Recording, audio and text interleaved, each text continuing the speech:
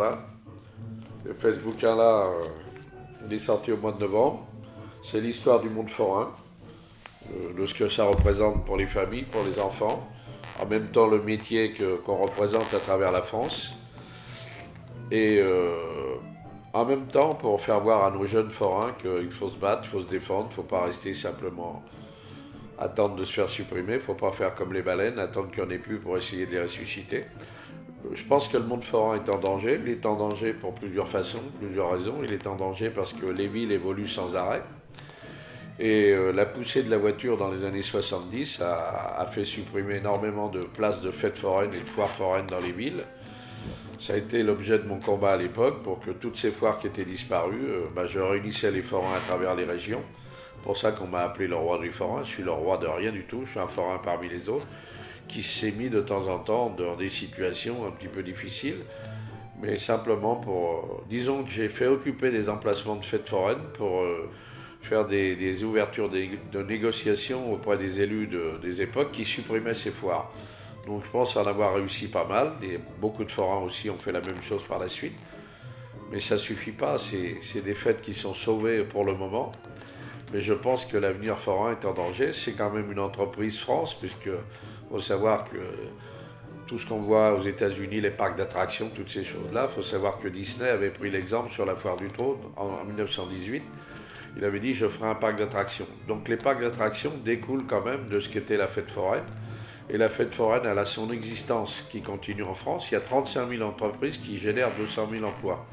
C'est un monde qui vit, qui ne touche pas du tout d'argent public, qui vit de sa propre situation. La plupart des forains sont des autodidactes, des gens qui sont polyvalents, qui savent tout faire. C'est pour ça que leur métier continue. Quand je dis qu'ils savent tout faire, ils font des réparations de moteurs, ils font leur peinture, ils font l'électricité. Il faut qu'ils soient polyvalents, sinon ils ne seraient pas forains.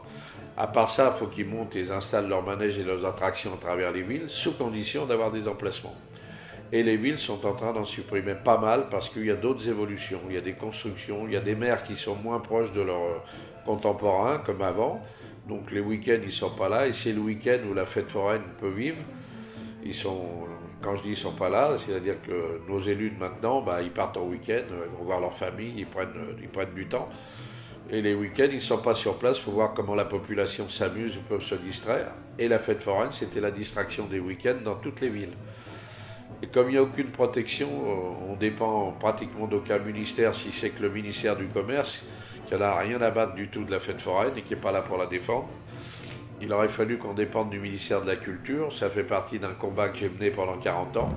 J'ai eu des promesses de grands élus, voire de chefs d'État qui ont dit vous dépendrez de la culture, mais à chaque fois ça a été des années de réunions et de discussions pour aboutir à rien.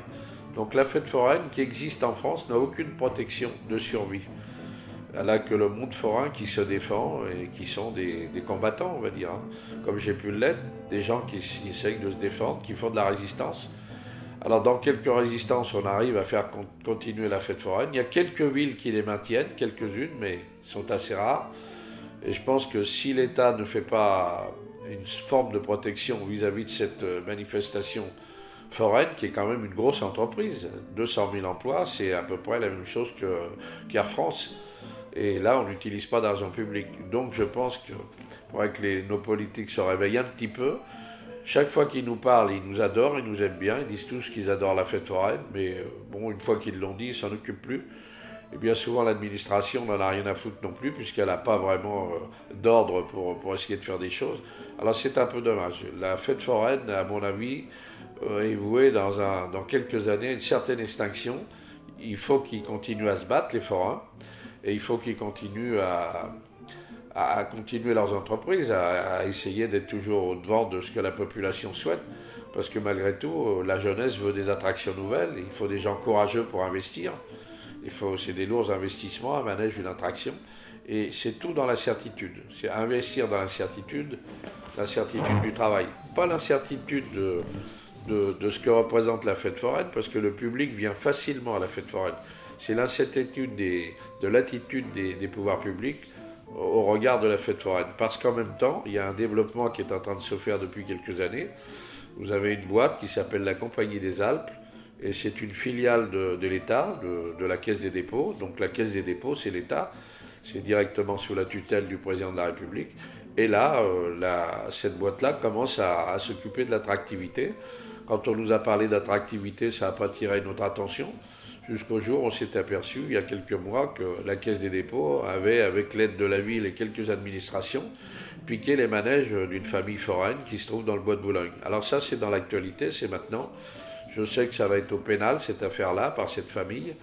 Ils se sont fait carrément piquer leurs manèges. Ça faisait 50 ans qu'ils exploitaient des manèges dans le jardin d'acclimatation à Paris. Si le jardin d'acclimatation avait son succès, je crois pour les Parisiens, c'était la nature des manèges qui était à l'intérieur, et cette nature de manège, on la devait à cette famille de forains. Et on va dire par un nouveau système d'appel d'offres, d'appel à concurrence, enfin, on va dire le modernisme, c'est la société LVMH qui a repris la concession et qui a laissé une partie à la Compagnie des Alpes pour s'occuper des manèges. Donc voilà, saisie des manèges d'une famille foraine. Bon, ça commence comme ça. Où va s'arrêter la Compagnie des Alpes, on n'en sait rien.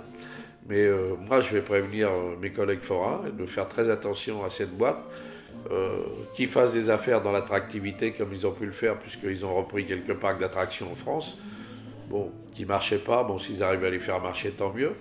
Mais il ne faudrait pas qu'ils viennent prendre la place des forains, parce qu'ils ne vont jamais générer autant d'emplois, et ils n'auront pas non plus le métier ni le savoir-faire, parce qu'ils peuvent très bien voir des manèges forains de loin et voir que c'est une réussite. Mais je ne pense pas que ces gens-là qui sortent des bureaux soient des polyvalents. Je ne pense pas qu'ils sauront faire la peinture, réparer les moteurs et puis faire les montages et faire l'électricité. Je ne pense pas qu'ils sauront faire tout ça. Et s'ils utilisent toutes les boîtes qui doivent s'interférer, ça ne fera plus la rue Michel pour le bénéfice. Il n'y aura pas de bénéfice. Donc, quelque part, ils mettront à terre une profession qui continue et qui réussit pour eux faire quelque chose qu'ils feront tomber à terme en faillite, ou alors avec des financements de l'État. Donc tout ça, je pense que c'est mal vu, mal calculé. Nous, on ne leur en veut pas à ces gens-là, on leur dit simplement de faire attention, de ne pas venir mettre les pieds dans le plat des forains. Les forains doivent continuer leur existence, doivent continuer d'exister, doivent continuer en luttant toujours, mais tout en espérant, moi j'espère, que je verrai un jour une prise de position de l'État français par rapport à la fête foraine. Ce qu'ils n'ont jamais fait jusqu'à maintenant, à part de temps en temps une petite touche, quand on a eu quelques lois qui ont pu s'interférer au bénéfice de la fête foraine, c'est simplement parce qu'il y a eu des gros problèmes de manifestations ou dans les rues ou d'occupation de sites.